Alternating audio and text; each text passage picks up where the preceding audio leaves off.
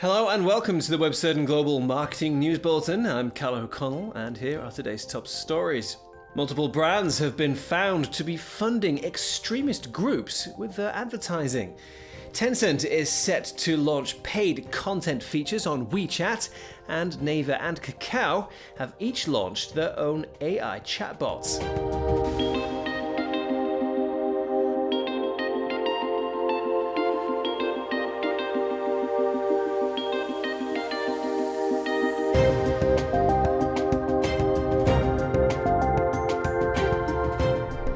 Following an investigation by the Times newspaper, multiple international brands have been forced to suspend significant proportions of their digital advertising campaigns. Brands such as cancer charity Marie Curie, Mercedes-Benz, and the Victoria and Albert Museum in London have been impacted by the investigation's results after it was found that their ads were funding extremist and terrorist groups on the web. Currently, any advert played before a YouTube video can earn a video's owner around £5 per 1,000 views. Jaguar Land Rover, which was involved in the claims, has said that it was very concerned and that the controversy was a consequence of the advertising technology being used. All the brands involved were using programmatic ads, something which is becoming more and more common in its use by agencies. However, this means that the adverts have funded extremist groups, such as a recent promotion for the new Jaguar F-Pace, which funded a user who posted a pro-ISIS video with over 115,000 views. The agencies involved, such as Publicis and WPP, have denied any misconduct. Tencent has confirmed that it plans to launch paid services for content on its WeChat app. Whilst only official accounts will be affected by the new function, it's thought that it'll become available to normal users at some point in the future. Currently, the paid feature is being tested by a select number of these official accounts, which allows users to post ads on content released on the platform.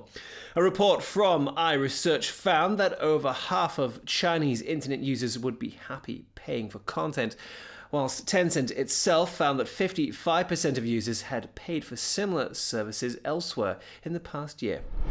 South Korean giants Naver and Kakao have each begun using their own AI technologies in chatbots.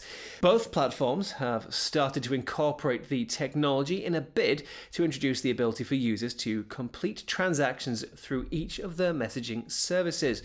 Naver has also released a Dominos pizza chatbot that allows users to order food. The messaging company said that by using location technology, consumers no longer have to figure out the location or phone number of a nearby Domino's outlet, explaining that an order can be placed via a simple button within the chatbot. This comes at the same time that Naver also launched a shopping chatbot, which acts as a shopping assistant on e-commerce sites hosted by the company. It added that 12% of people who used the bot ended up buying the product they asked about. Meanwhile, Kakao has set up a new division of the company dedicated entirely to developing its AI chatbot, a technology which it recently introduced to its Plus Friends service. The 10 most valuable brands in Latin America have been revealed in a report from Brand Z. It was found that of the top 10 brands in the region, half were beer manufacturers. The top of the list was Skol, which was valued at $7.8 billion, followed by Corona, ahead of third-placed telecom company Telcel. However, the retail sector was the fastest growing in the region, with a 20% growth in value over 2015, even though only one such brand appeared in the top 10. And finally, Baidu has completed an acquisition of Raven Tech, a Chinese company known for its development of its AI assistant technology. As part of the acquisition, Baidu now has control over all Raven Tech technology and its 60 employees. The AI assistant has been compared to Apple's Siri or Amazon Alexa, although it's failed to take off in China. This comes at the same time that Baidu has started its own business that is set to run its Duer digital assistant. The Raven Tech CEO, Cheng Lu, has said that his business will now work with the Jaguar team on new product development.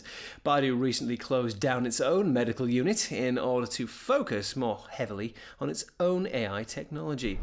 And that's all from me today. Thank you for joining us, and be sure to check out our Catch-Up TV service to access our full database of in-depth interviews with global digital marketing professionals, news, how-to videos, and more. See you next time.